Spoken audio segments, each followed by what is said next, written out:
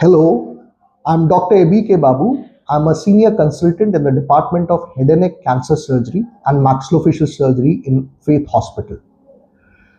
Today, we'll be talking about one of the most common cancer, which is quite prevalent in this part of our country, especially in the state of Nagaland, that is oral cancer or mouth cancer, जिसको हम मुंह का cancer भी बोलते हैं. So today we will discuss what are the causes that lead to oral cancer or cancer of your mouth. The first contributing main factor is the use of tobacco. We all know this is quite prevalent in Nagaland. Tobacco can be taken in two forms. So one is tobacco can be taken in the smokeless form or what we call the chewing form of tobacco. There are various forms that are available in India for chewing tobacco. The most commonest being cheni, kheni, pan, zarda. They all have cancer-causing agents, which are called carcinogens.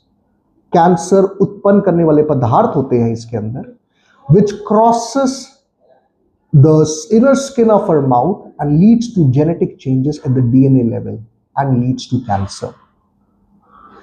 Second is tobacco in the smoking form, in the form of BDs, which is again very prevalent in this part of the country. Cigarettes, cigars and pipes. There's something called reverse smoking, which is again very harmful. So there are carcinogens that are present, there are combustion products that are present in the tobacco smoke, because of which mutations happen at the genetic level and thereby it leads to cancer. The second common cause is the use of alcohol. There are various forms of alcohol, I need not discuss on that, which again acts as a driver, and it also has carcinogens, cancer-causing agents, which leads to irritation of our oral cavity or our mouth, crosses the inner skin of our mouth, get an entry into our body. And now science has shown there is good amount of evidence for people who have both the habits.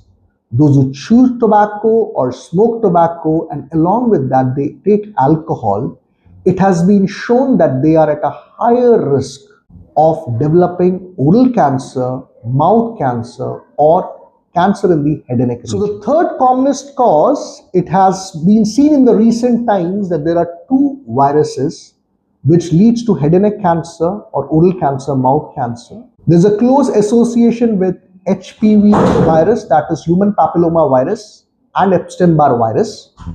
HPV virus is notorious for causing cancer in the upper part of the throat, that is in the tonsillar region or in the tonsils or the backside of the tongue, what we call the base. Epstein-Barr virus is notorious for causing nasopharyngeal carcinoma. Where is this seen? That is at the backside of the nose, and Nagaland has the highest incidence of nasopharyngeal carcinoma. In our country, we have the availability of HPV vaccination in every nook and corner.